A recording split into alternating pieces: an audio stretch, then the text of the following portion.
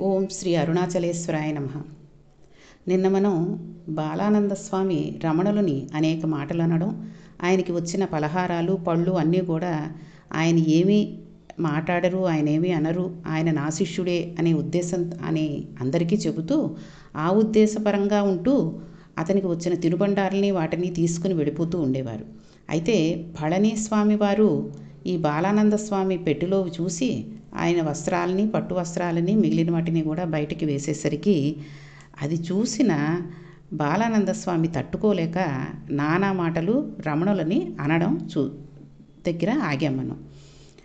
ఈయన బాలానంద స్వామి అన్నారు, ఇంత నేను నోరు కొట్టుకుని అరిచినా నువ్వు పళనిస్వామిని పంపించలేదు కిందకి అని రమణ మహర్షి దగ్గరికి వచ్చి ఆయన మొహం మీద ఉమ్మేశారు.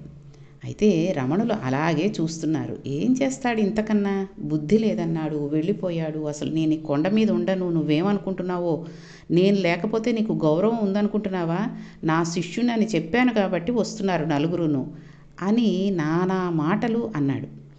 అంటే నలుగురు రాకపోతే ఆయన బెంగ పెట్టుకుంటారని ఆ బాలానంద స్వామి ఉద్దేశం. అసలు నిజమైన భక్తుడు మనుషులకు ఎంత దూరంగా ఉందామా, ఎంత ప్రశాంతంగా ఉందామా అని వెంపర్లాడతాడు. ఎందుకంటే భక్తి అనేది ఇతరులతో మాట్లాడుతూ ఉంటే తగ్గిపోతూ ఉంటుంది. అది వాళ్ళు కూడా భక్తిపరంగా మాట్లాడితే పర్వాలేదు.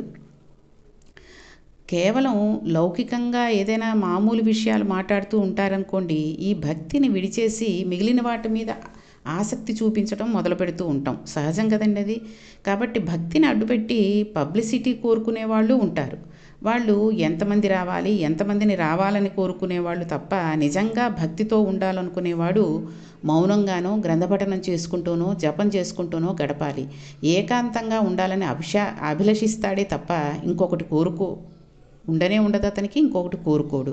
అందుకే మనం గమనించామనుకోండి, ఏకాంతంగా ఉండడానికి వాళ్ళకి రాజసౌధాలు అక్కర్లేదు. అంటే రాజసౌధాలంటే కోట్లు, తర్వాత చక్కగా మంచి పరుపులు, ప్రశాంతంగా ఉండే గదులు, ఏసీ హాళ్ళు అవేం అక్కర్లేదు.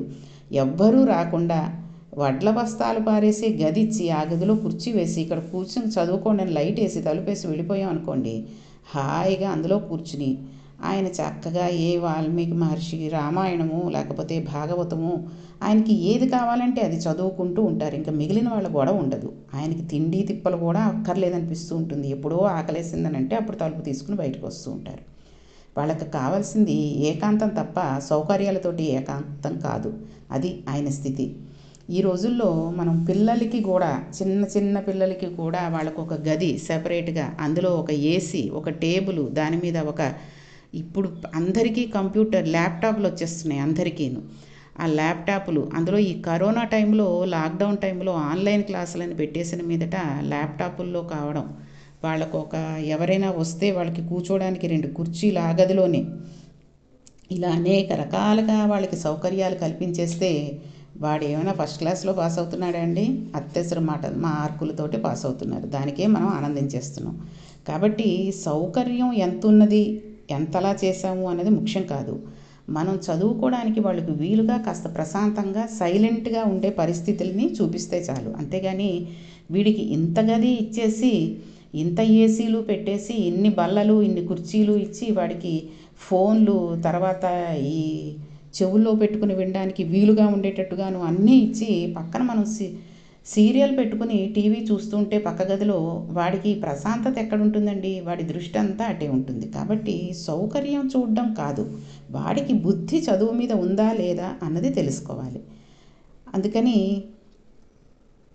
ఇక్కడ ఈ ధ్యానం చేసుకుని భగవంతుడికి దగ్గరగా ఉందామనుకున్న వాళ్ళు కూడా ఆ గదిలో హాయిగా ప్రశాంతంగా కూర్చుంటారు. అది ఎటువంటి గది అని కూడా చూసుకోరు.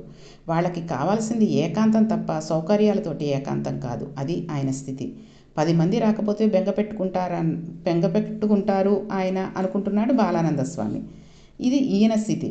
ఎంత తేడాయో చూడండి ఇద్దరిలోనూ. ఒక్క రమణ మహర్షి జీవితాన్ని పరిశీలన చేస్తే ఆత్మస్థితిని పొందిన యోగి ఎన్ని కష్టాలు అనుభవించవలసి ఉంటుందో, ఆయనను అర్థం చేసుకోలేని వాళ్ళు ఎంతమంది చుట్టూ చేరుతారో, అసలు అలా నిలబడడం గమనిస్తే అది ఎంత కష్టమో, ఎంత కష్టపడి నిలబెట్టుకోవాల్సి ఉంటుందో తెలుస్తుంది మనకి. ఎందుకని ఎక్కడైనా ప్రతిస్పందించారనుకోండి, నోటి వెంట ఏదైనా అన్నారో అయిపోయిందంతే ఆ మాట. తపస్సు అంతా భగ్నమైపోతుంది. మనం చూసాం కదండి, విశ్వామిత్రుడు రాజర్షి అయ్యాడన్నా కూడా ఇంకా పట్టుదలగా తపస్సు అది చేశారని మనం రామాయణంలో చదువుకున్నాం కదా, విన్నాం కదా. ఆయన మహర్షి అని అనిపించుకునేంత వరకు ఎంత కష్టపడ్డాడు, నానా బాధలు నానా తపస్సులు చేశాడు ఆయన. అందుకని ఎప్పుడూ ఆ స్థాయిలోనే నిలబడి ఉండిపోయేవాళ్ళు తపస్సు భగ్నం కాకుండా ఎప్పుడూ అలాగా నిశ్శబ్దంగా ఉంటూ ఉంటారు. ఈ బాలానంద స్వామి ఉమ్ములు వేసేసాడు, వెళ్ళిపోయాడు, కిందకి వెళ్ళిపోయాడు, ఏదో రైలెక్కాడు, వెళ్ళిపోతున్నాడు, ఆ కోపం మీద ఉన్నాడు కదా. కోపానికి ఒక లక్షణం ఉంటుంది, అది ఎక్కడి నుంచి వస్తుందో అనుకుంటే తప్పు. కోపం వచ్చింది అంటూ ఉంటారు. కోపం వచ్చింది అంటే ఎక్కడి నుంచో వచ్చి ఉండాలి కదండి.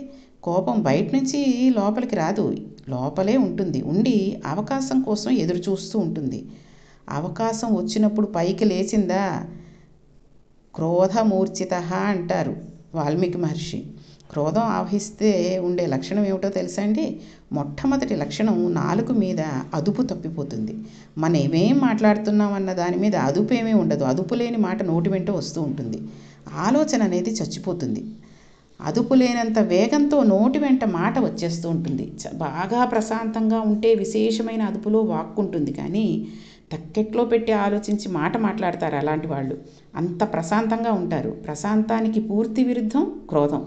అదొకసారి వచ్చిందనుకోండి, ఎంత వేగంగా వచ్చిందో అంత వేగంగా వెళ్ళదది. అది పట్టుకుని ఉంటుంది, చాలాసేపు ఉంటుంది, పట్టుకుని ఊపుతూ ఉంటుంది. దానికి ఆ లక్షణం ఉంటుంది. అందుకే మనం చూడండి, ఎవరి మీదో చాలా కోపడి చాలా దెబ్బలాడి వెళ్ళిపోతున్నాడు అనుకోండి, మోటార్ సైకిల్ మీద స్పీడ్గా వెళ్ళిపోతూ ఏదేదో తలూపేసేసుకుంటూ తనలో తనే ఏదో మాట్లాడేసుకుంటూ ఉంటాడు. ఇలా అంటాడా నన్ను, నేను అలా అనాల్సింది, ఇంకా వీడికి ఇలా లేదు, సిగ్గు లేదు, వాడు అలా అన్నాడు, చదువుకున్నాడు, ఏదేదో అనేసుకుంటూ ఉంటాడు. ఇంకా నేను ఈ విషయం అడగాల్సింది ఇంకా అడగలేదు అని కుదిరితే మళ్ళీ వెనక్కి వెళ్ళి మళ్ళీ ఇంకో 2 మాటలు అనేసి కూడా వస్తూ ఉంటారు కొంతమంది. ఇంకా తనని ఎవరితో దెబ్బలాడాడో వారు ఎదురుగుండా ఉన్నాడు అనుకుని మనసులో ఊగిపోతూ ఉంటాడు ఆ కోపంతో. చూసారా, అలాంటప్పుడే ప్రమాదాలు జరుగుతూ ఉంటాయి. ఎందుకని అంటే బాహ్యం మీద ఏ విధమైన నియంత్రణ ఉండదు. కోపం వచ్చినప్పుడు జారిపోతూ ఉంటుంది. అది సమస్త ఉపద్రవాలకు కారణం. చూడండి, తల్లి పిల్లవాడు పరీక్షలకి బాగా చదువుకోవట్లేదు, కొంచెం మీరు చెప్పండి, మీరు గనక గట్టిగా గదిమాయిస్తే వాడు భయపడి చదువుకుంటాడు అని చెప్పింది అనుకోండి, తండ్రి ఇంకా ఈ పిల్లవాడి మీద ప్రతాపం అంతా చూపించేస్తూ ఉంటాడు. ఎక్కడెక్కడి కోపం, ఆఫీసులో పై యజమాని అన్న మాటలు, ఇంట్లో భార్య ఇది తేలేదనో అది తేలేదనో అన్న మాటలు, తర్వాత పిల్లాడికి మార్కులు రావట్లేదన్న మాటలు, ఇవన్నీ కలిపేసి ఓ బెల్ట్ తీసి పటా కొట్టేశాడే అనుకోండి, తల్లి వెనక నుంచి అంటుంది, ఏమండి మొన్ననే కదా వాడికి ఒంట్లో బాగుండలేదు, ఇప్పుడే కొంచెం నీరసం అది తగ్గింది, మళ్ళీ కొట్టేస్తున్నారేంటి, కొట్టకండి అని చెప్తూనే ఉంటుంది. ఇతను కొట్టేస్తూ ఉంటాడు. ఆ కొట్టడంలో పిల్లవాడికి తగలకూడని చోటు ఎక్కడైనా తగిలిందే అనుకోండి, ఆ పిల్లవాడిని నష్టం పరిచిన భర్తీ ఎవరు తీరుస్తారు? ఈ తండ్రికి ఎవరూ తీర్చలేదు. అయ్యో, ఆ రోజు నేను అలా కొట్టకుండా ఉండాల్సిందే, పిల్లవాడు బతుకుండేవాడే అని జీవితాంతం కుమిలిపోతాడా లేదా? కాబట్టి ఎవరైనా ఏదైనా చెప్పారు, భార్య అయినా, తల్లి అయినా, తండ్రి అయినా, భర్త అయినా, పిల్లలైనా, ఎవరు చెప్పినా సరే మనం వెంటనే కోపానికి గురైపోకూడదు. ఆలోచించాలి, అందులో న్యాయం ఎంత ఉంది, సత్యం ఎంత ఉంది, అసత్యం ఎంత ఉంది, ఏ రకంగా చెప్తే వాడు వింటాడు, ఇలాంటివన్నీ ఆలోచించుకుని మనం ఆ కోపాన్ని కొంత కంట్రోల్ చేసుకుంటూ. అందుకే చాలామంది అంటూ ఉంటారు, కోపం వచ్చినప్పుడు 10 అంకెలు లెక్కెట్టండి అని. ఆ 10 అంకెలు లెక్కెట్టడం అనేది ఒక వెటకారంగా తీసేసుకుంటున్నారు ఇప్పుడు. ఏంటంటే ఆ 10 అంకెలు లెక్కటకపోయినా ఒక్క నిమిషం కళ్ళు మూసుకుని ఆ కోపం తగ్గిపోవాలి అనుకుని వేరే దాని మీదకి ధ్యాస పెట్టేశామంటే కోపం తగ్గుతుంది. తర్వాత నెమ్మదిగా అడగచ్చు, ఎందుకండి కోపం వచ్చింది, అతను మనల్ని ఏదో అన్నాడు, మనకి కోపం వచ్చేసి తిరిగి అనేస్తే ఆ అన్నవాడికి మనం విన్నవాళ్ళం మనకి తేడా ఏముందండి? ఇద్దరూ ఒకటే కదా. ఒక కుక్క అరిచిందని ఇంకో కుక్క అరుస్తుంది అనుకోండి, ఈ కుక్కకి ఆ కుక్కకి తేడా ఏముంటుంది? కాబట్టి మనం ఎంత ప్రశాంతంగా ఉండగలిగితే, నువ్వు ఇలా అన్నావు, నువ్వు ఇలా చేసావు, నువ్వు ఇలాంటి వాడివి అని ఎవరైనా తిట్టారే అనుకోండి, మనకి ఈశ్వరార్పణం, సాయి, ఓం సాయిరామ్, లేకపోతే ఏదో జై హనుమాన్ అని ఏదో ఒకటి మనసులో అనుకోండి. ఆ తిట్టు మనల్ని తిట్టినట్టు అవ్వదు, పరమేశ్వరుని అన్నట్టుగా నిందించినట్టు అవుతుంది. దానికి పరమేశ్వరుడే సమాధానం చెప్తాడు. లేదు, మనమే కనుక మళ్ళీ తిడుతూ ఉన్నామనుకోండి, అది ఇంకా పరమేశ్వరుడు పట్టించుకోడు. మీకు చిన్నప్పుడు ఒక కథ చెప్తూ ఉండేవారు, మామూలుగా సరదాగా చెప్తూ ఉంటారు. ఒక భక్తుడు ఉన్నట్టండి.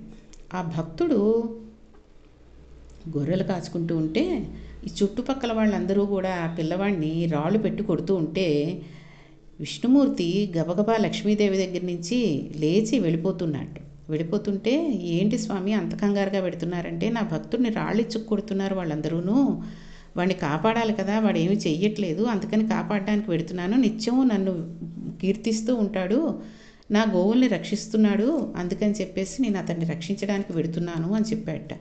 అయ్యో తప్పకుండా మంచి పని చేస్తున్నారు కదా, రక్షించుకురండి ఆ పిల్లవాడిని అని చెప్పి లక్ష్మీదేవి సంతోషంగా సాగనంపిందిట.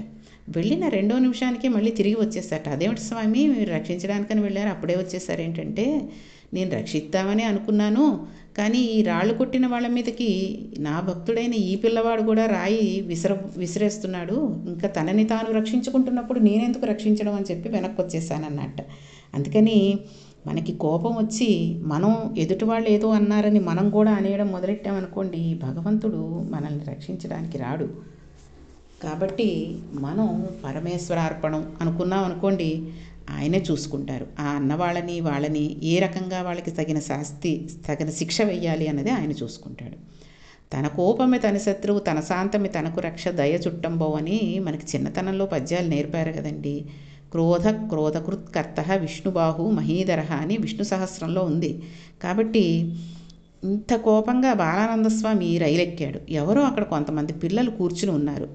అహంకారం, క్రోధం రెండూ ఒకదానినొకటి కలిసాయి అనుకోండి, ఇంకా మనం వాళ్ళని పట్టుకోలేము. ఇక వాడెవరి మాట కూడా వినడు. నేనంత వాణ్ణి అని కోపం వచ్చిందనుకోండి, ఆ తర్వాత మాట్లాడేటప్పుడు కూడా వీడంత పనికి మాలినవాడు, వీడన్నా వినాలి కదా నా మాట అని అంటూ ఉంటాడు. అందుకే చూడండి, కాబట్టి చూడండి, ఇందాక మనం చెప్పుకున్నాం తండ్రి కొడుకును కొట్టేటటువంటిది విషయం గురించి. అదే విషయాన్ని మనం చెప్పుకోవాలంటే ఇంకోసారి ఇంటి యజమానే కదండి, ఇంటికి యజమాని మగవాడవుతాడు. అతనికి కోపం వచ్చి ఏదైనా గట్టిగా మాట్లాడుతున్నాడు అనుకోండి, అదేంటండి అంత గట్టిగా మాట్లాడతారు, చుట్టుపక్కల వాళ్ళు ఎవరైనా వింటారేమో, ఎందుకు అంతంత కేకలు అని కనుక భార్య అనిందనుకోండి, నోరు మూయి, నువ్వు కూడా చెప్పొచ్చేదానివా అంటాడు. అంటే నేను యజమానిని అన్న అహంకారం తనకెవ్వరూ చెప్పకూడదు. తాను తిడుతుంటే పడుతూ ఉండాలంతే అందరూ, అంతే తప్ప తానే ఖచ్చితంగా ఉన్నాడు ఎవరికీ లేదా బుద్ధి అన్నట్టుగా ఉంటాడు. అహంకారము, క్రోధము పెనవేసుకుపోయాయో ఇంకా తనకు తాను ఎంత కీడు తెచ్చుకుంటూ ఉంటాడంటే, చాలా తొందరగా పతనమైపోవడానికి మార్గం ఏది అంటే ఈ రెండూ పెనవేసుకోవడానికి అవకాశం ఇవ్వడమే జీవితం. కాబట్టి అంటే అటువంటి జీవితం. కాబట్టి ఈ రెండూ పెనవేసుకోవడానికి అవకాశం ఇచ్చేశాడా పడిపోతాడు.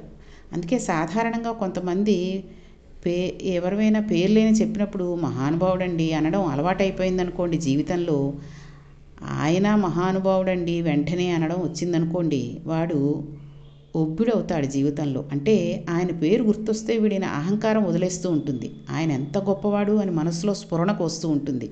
వాడు పాడైపోతున్నాడు అనుకున్నప్పుడు మనం వెళ్ళి కనీసం ఆయన పేరు చెప్పవచ్చు. ఏమరా ఇన్ని చెప్తావు, పరమాచారికి ఇలాగే చెప్పారా, పరమాచార్య ఇలాగే ప్రవర్తించమన్నారా అన్నారనుకోండి, వాడు వెంటనే నాదస్వరం ఊదితే పాము తగ్గిపోయినట్లుగా తగ్గిపోతాడు ఆ పేరు వినబడేటప్పటికి. కాబట్టి మనం ఇంట్లో కూడా తల్లిదండ్రులు ఆ పిల్లవాడు ఎవరి మీదైనా ఏదైనా ఉద్రేకంగా మాట్లాడుతుంటే చప్పట్లు కొట్టేసి నవ్వేసి, వీడు అస్సలు ఊరుకోడండి, మా వాడు అస్సలు ఊరుకోడు, ఎవరైనా ఏమైనా అంటేను, వాళ్ళ మేనమామైనా సరే వాళ్ళ తాతగారైనా సరే ఇలాగే అనేస్తూ ఉంటాడు, మాటకి మాట సమాధానం ఇస్తాడని తల్లి తండ్రులు గర్వంగా చెప్పుకోకూడదు.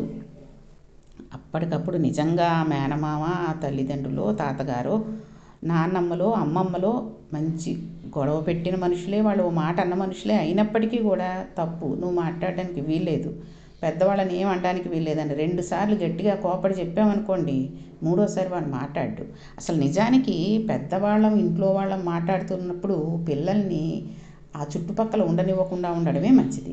వాళ్ళు లేనప్పుడు మాట్లాడుకోవాలి, లేదా వాళ్ళు పడుకున్నప్పుడైనా మాట్లాడుకోవాలి. ఇలాంటి ఇంటి విషయాలు, కుటుంబ విషయాలు. కాబట్టి మనం వాళ్ళు ఎదురుగుండానే చూసారా, మీ అమ్మగారు ఇలా అన్నారు అలా అనొచ్చా, మీ నాన్నగారు ఇలా అన్నారు అలా అనొచ్చా అని భార్య తల్లిదండ్రులని భర్త తల్లిదండ్రులని భార్య ఒకళ్ళ మీద ఒకళ్ళు, లేకపోతే మీ మేనమామ ఇలా అన్నాడు, మీ వాళ్ళు అలా అన్నారు అని అనుకుంటే రేపొద్దున వాళ్ళు మన ఇంటికి వచ్చినప్పుడు మనం మామూలుగా మనసులు మళ్ళీ కలిసిపోయి మామూలుగా ఉన్నప్పుడు వాళ్ళు మన ఇంటికి వచ్చారనుకోండి, పిల్లవాడు అదే అంటాడు, మా అమ్మ ఇలా అనింది నిన్ను అని చెప్తారు.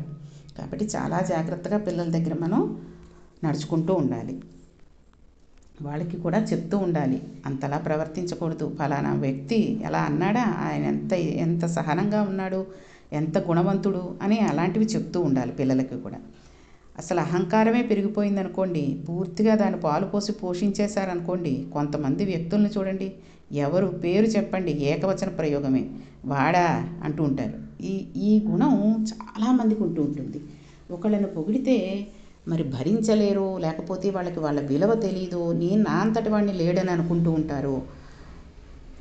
చూడండి, భలే చేశారండి, ఆయన పెద్ద ఇల్లు కట్టాడంటే, వాడు ఎక్కడెక్కడ దొప్పుకుని వచ్చాడు, డబ్బులన్నీ ఎవరినైనా లంచాలు తీసుకున్నాడు అంటారు. వాడు చచ్చి జడి లోను పెట్టి కొనుక్కొని కట్టుకున్నా సరే, ఆ అమ్మాయి పెళ్ళి భలే చేశాడండి, అబ్బా ఎంత చక్కగా చేశాడో, ఇటువంటి పెళ్ళి ఈ మధ్య చూడలేదు, ఫలానా ఆయన బాగా చేశారు అన్నాను అనుకోండి, వాడికి ఏముందండి, వాడి కింద అందరూ, వాడు ఇన్కమ్ ట్యాక్స్ డిపార్ట్మెంట్లో పనిచేస్తాడు, వాడి కింద అందరూ ఉంటారు, అన్నీ ఫ్రీయే వాడికి అంటారు. అంతేగాని బాగా చేశారు అన్న విషయాన్ని ఒప్పుకోరు. అటువంటి మూర్ఖులు ఉంటుంటారు. అంటే వాళ్ళ ఉద్దేశం ఏంటంటే, తనకన్నా గొప్పవాడు ఎవడూ లేడు, తనకంటే సత్యవంతుడు లేడు, తనకంటే మంచివాడు లేడు, ఎవరి గురించైనా తనే చెప్పడం, అందరిలోనూ దోషాలే చూస్తూ ఉంటాడు, ఎవ్వరిలోనూ ఏ గొప్ప గుణాన్ని చూడలేడు. అది ప్రమాదకరమైన లక్షణం. మనం ఏ ఆశ్రమంలో ఉన్నారన్న దాంతో సంబంధం ఉండదు, మనం ఎంత సంస్కరించుకున్నాము అన్నదానితో మన గౌరవం, మనం ఉన్న చోట శాంతి నిలబడి ఉంటాయి. అది లేనినాడు అటువంటి వ్యక్తిని మనం ఎక్కడికి తీసుకెళ్ళి పెట్టండి, అశాంతే తప్ప శాంతి నిలబడదు. అది రమణ మహర్షిని అడ్డుపెట్టి పరిశీలన చేసినప్పుడు రమణతత్వం ఎంత శాంతికారకమో ఆయన పక్కన పెట్టి చూసినప్పుడు ఇవన్నీ అంత అశాంతికారకాలు.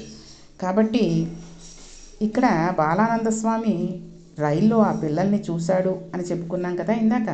ఆ పిల్లల్ని చూసి ఏం చేశాడు, ఆ తర్వాత ఏం జరిగింది, ఇవన్నీ కూడా రేపటి పారాయణంలో తెలుసుకుందాం. ఓం శ్రీ అరుణాచలేశ్వరాయ నమః. అరుణాచల శివ అరుణాచల శివ అరుణాచల శివ అరుణ శివ అరుణాచల శివ అరుణాచల శివ అరుణాచల శివ అరుణ శివ.